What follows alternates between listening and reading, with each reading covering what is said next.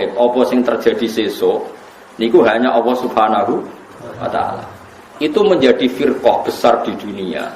Sampai mereka menafikan bahwa Nabi juga tidak tahu perilaku kita sekarang. Sehingga mereka mengingkari semua hadis tentang sholawat yang bahwa setiap sholawat itu dipertontonkan di Nabi. Kemudian Nabi menjawab sholawat setiap umatnya. Ya setiap apa? Nah itu bohong besar. Allah itu ngendikan hanya begini, yang tahu barang gaib itu hanya Allah. Oke, kita sepakat yang tahu barang gaib hanya Allah. Mestinya ditambah dan yang dingertikan Allah. Dan yang cuma yang dingertikan Allah itu ngertinya karena lagi-lagi karena diberitahu. Dan itu ada ayatnya juga, ayat ini sharihah jelas. Allah mensifati dirinya itu alimul ghaib, ini di surat Jin. Alimul ghaibi fala yuzhiru ala ghaibihi ahada illa man irtada mir rasulin. Illa man irtada mir rasulin. Allah itu zat yang tahu alam ghaib, dan alam ghaib yang dimengerti Allah itu tidak pernah dipertontonkan atau diajarkan ke yang lain kecuali rasul yang diberi ridho.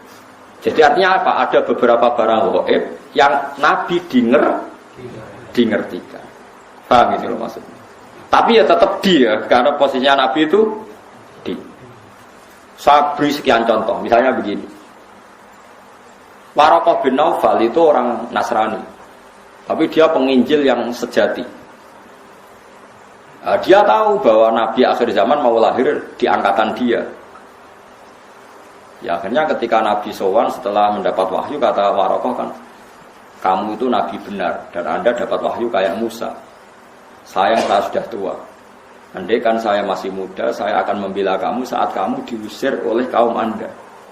Terus kata Nabi Muhammad, masa saya diusir? Terus kata Waraqah, orang seperti kamu pasti ngalami diusir. Itu 1 hari setelah Nabi Muhammad jadi Nabi. Kemudian beliau diusir setelah 13 tahun jadi Nabi. Gitu, misalnya jadi Nabi umur 40 tahun, diusire kan tahun 53. Nabi umur pinten? Itu kan barang gaib, tapi tercatat dalam aturan-aturan kriteria Nabi agar Nabi ya sampeyan alami diusir. Nah itu ya barang gaib, tapi orang bisa tahu karena dingerti. Sekarang di Masjid Biru, Masjid Khodro di Turki, itu ada di kubahnya, di menaranya itu ada tulisan la taftahunnal Konstantinia walatun fikunna kunuzaha fi sabilillah. Itu Imam Bukhari meriwayatkan itu tahun 200 Hijriah. Saya ulang lagi, 200 Hijriah. Dan itu hadis ditulis, dibaca ulama seluruh dunia. Zaman itu Konstantinopel masih dalam kekuasaan Romawi. Konstantinopel Turki ini. Konstantinopel yang terkenal tentang Turki. Setelah 600 tahun dari hadis itu diriwayatkan, Konstantinopel ditaklukkan oleh Pangeran Al-Fatih. Jadilah negara Islam. Makanya masjid Tengkono jadi masjid apa? Al-Fatih. Tapi Nabi berani ngendikan itu. Taunya karena dingerti. Paham ya? Makanya maksudnya kecuali yang diberi ngerti Allah. Jadi keliru kalau ada orang ono wali kiai kok ngerti barang gaib. Sing ora barang gaib mau apa itu benar, tapi Allah punya hak mengertikan yang diberi ngerti.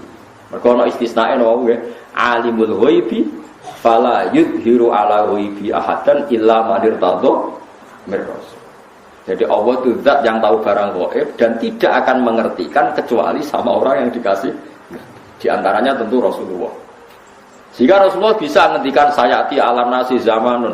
Nanti di akhir zaman ada perilaku begini. Coba sekarang lihat. Saya itu hafal sekian teks tentang Syam. Nabi ketika ngendikan akhir zaman apa? Sayati ngene-ngene. Terus di antaranya apa? Wayak surul harut. Dan nanti banyak pembunuhan. Di mana ya Rasulullah? Fa'asyara ila Syam. Nabi menunjuk apa? Syam.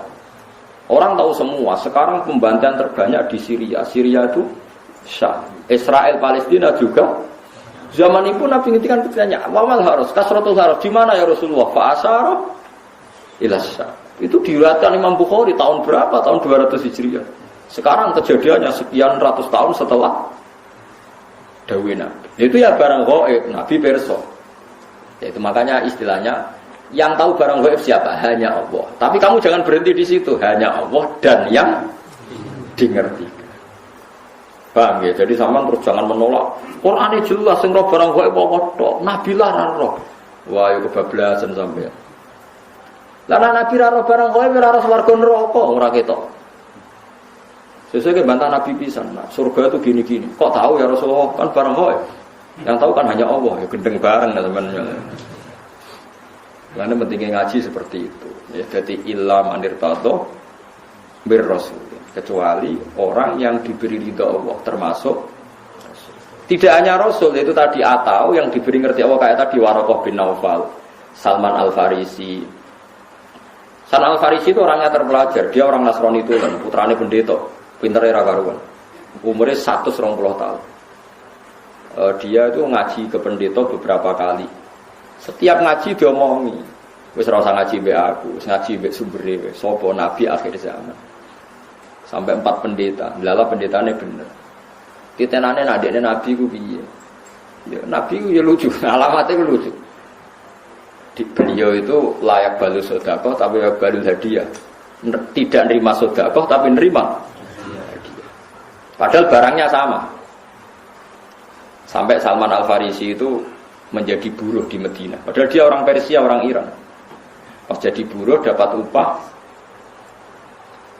dibelikan sesuatu gitu, datang ke Rasulullah. Zaman itu dia belum Muslim. Ya Rasulullah, saya ini orang asing, ingin memberi sedekah sama engkau. Jawab Nabi, saya tidak nerima sedekah. Terus nyuruh sahabat, cung-cungi pangan, aku ora oleh mangan sedekah.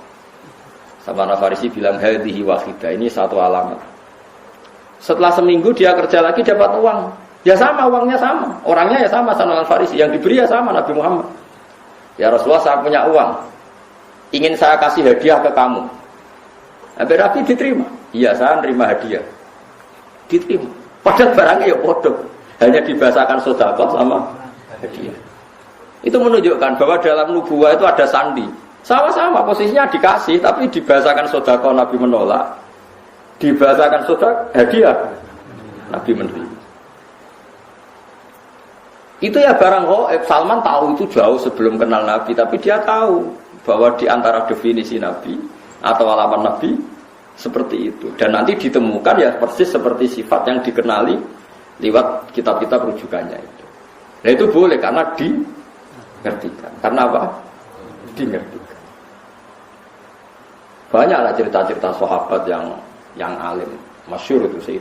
Itu di kitab-kitab hadis masyhur. Sayyidina Umar itu ketika di Madinah pasukannya terdesak di Irak. Irak Madinah itu penerbangan 2 jam. Penerbangan 2 jam so bayangno jauh. Itu pasukannya terdesak, Umar dari Madinah bisa mimpin pasukan yang di Irak. Semua pasukannya dengar suara Umar. Beliau pas khutbah, ya Sariyah Al-Jabal, kalau Jabal tadi. Ya Sariyah Al-Jabal, hei pasukanku, kamu harus berlindung di atas gunung. Pertama pasukannya sudah santai-santai di ruang terbuka. Di sana kan gurun pasir ya, kalau ruang terbuka itu bahaya sekali. Semua pasukan dengar suara Umar. Akhirnya mereka sembunyi di atas gunung. Nah itu ya barang coba jarak Madinah. Sampean kene kita waca ora ros trahum. Iku Madinah iso delok pasukan teng. Ngerti musuhe liwat kene, pasukane ning kene kalau enggak dingertikan, diperingatkan bahaya. Kaget sing ngrungokno khutbah. Umar piye karepe tengah-tengah khutbah. Bilang ya Sariyah Al-Jabal, ya Sariyah Al-Jabal. Itu semua pasukannya dengar. Setelah sekian bulan pasukan itu menang pulang. Mereka cerita semuanya mendengar suara Umar. Terus yang Jumatan ya cerita, kita juga janggal karena tahu-tahu Umar bilang ya Sariyah aja. Karena Umar bisa gitu tapi karena dingertikan, dikasih keramat seperti itu. Ya banyaklah cerita-cerita. Kalau Sayyidina Ali itu masyhur. Dia ada fitnah Siffin, ada fitnah macam-macam, perang beda. Kalau ditanya, kamu tidak takut mati? Tidak, mati saya tidak seperti itu. Tapi kamu tidak takut mati, fitnah sudah di Siffin? Tidak, mati saya tidak seperti itu. Nanti yang kena itu kepala saya, sampai kena jum-jumah gini, terus pas sholat subuh. Jadi enggak di situ mati. Jadi mati itu sudah ngerti. Tidak, mati saya tidak seperti itu. Tenang.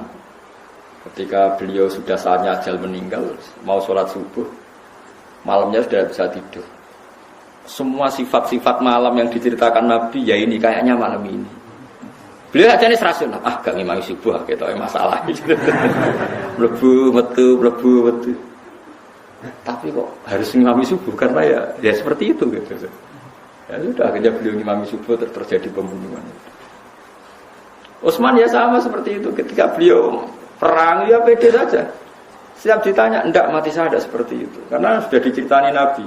Nanti kamu matinya seperti ini. Terus ketika beliau dikepung mau mati lah ini ajal saya. Memang gambaran mati saya seperti ini. Ya mati betul. Nah sampean Islam asli, nggak ngerti barang gaib tenan asli. Itu asli orisinil Mas. Ya sesuai fitrah. Memang fitrah manusia itu tidak ngerti barang. Itu masih orisinil teman-teman. Memang bener-bener nggak ngerti. Itu bagus lah itu masih. Masih orisinil jadi masih itu. Tapi kamu nggak usah menafikan yang ngerti. Itu tadi ya. Alimul ghaibi fala yudhiru ala ghaibi ahadan illa man irtadha mir rasul. Allah itu zat yang tahu barang gaib dan barang gaibnya itu tidak akan dimengertikan kepada siapapun kecuali pada yang dipilih Allah. Tentu termasuk Rasulullah. Sehingga Rasulullah itu tahu detail. Makanya masyhur kan hadis uridot aliyah dzunubu ummati, setiap dosa umatku diperlihatkan ke saya. Saya tahu sampai ada orang yang dosanya karena ndakok upil atau ndakok napa umbel ning di masjid. Aku ya roh ganjarane umatku. Ganjaran paling gede wong sing ngresiki masjid. Sampai ketika Nabi, engko ning akhir zaman ada seperti ini. Nah, termasuk fitnah akhir zaman Nabi ya cerita, nanti ada pasukan gini-gini pakai tahta royatin sauda, pakai macam-macam itu detail sekali. Nabi ngendikan itu detail sekali fitnah akhir napa? Zaman. Wa baru zina, sebenarnya akhir zaman itu zina terang-terangan. Ya, saat ini prostitusi ya terang-terangan tenan itu banyak hadis-hadis seperti itu. Ya termasuk ono hadis meskipun tidak ada di Al-Kutubus Sittah sebenarnya akhir zaman qalilun ulama katsirun kutubah. Ulama ilmu sidik tapi sing balik pirang-pirang. Kowe ngingkari ora iso. Qalilun ulama katsirin kutubah.